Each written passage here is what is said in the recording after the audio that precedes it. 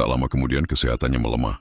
Para bikhu duduk di sisinya, membacakan parita, hingga akhirnya ia menghembuskan napas terakhir dengan tenang.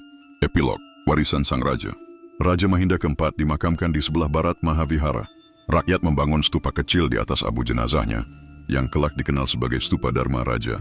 Ia dikenang sebagai raja yang lebih banyak membangun vihara daripada istana, yang lebih sering memegang kitab suci daripada pedang.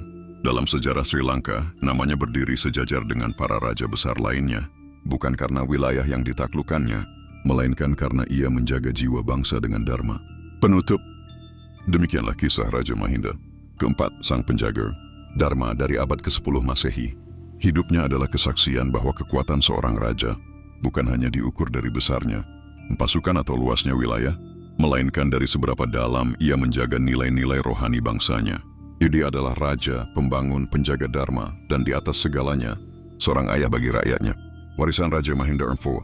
Ketika Raja Mahinda keempat menutup mata untuk terakhir kalinya, Sri Lanka berdiri di ambang sebuah zaman baru, yang meninggalkan lebih dari sekadar tahta, lebih dari sekadar nama di batu prasasti. Ia meninggalkan jejak dharma yang melekat dalam tanah, bangunan, dan jiwa rakyat. 1. Warisan arsitektur dan keagamaan. Mahinda adalah seorang pembangun agung. Ia meninggalkan jejak nyata dalam wujud vihara, dagoba, dan kuil-kuil yang menjulang tinggi melampaui masanya. Cetavan Arama yang hampir runtuh dipugar kembali, berdiri kokoh sebagai simbol keabadian dharma.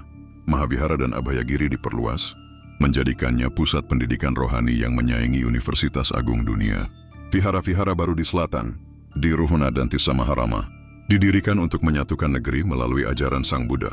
Kompleks vihara di sekitar Danau Tisawewa dihiasi taman meditasi, menjadi tempat rakyat jelata bisa mendekatkan diri pada dharma tanpa memandang kasta. Bangunan-bangunan itu bukan sekadar batu dan tanah liat, melainkan monumen abadi dari niat suci seorang raja.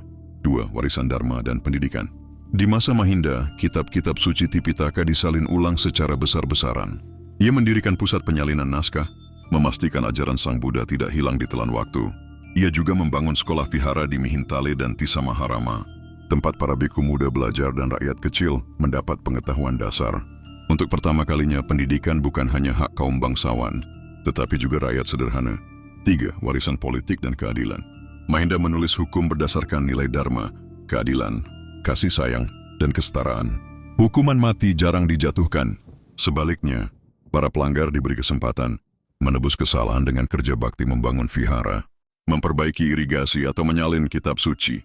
Ia juga membentuk dewan penasihat campuran, brahmana, bikhu, bangsawan, dan wakil rakyat jelata.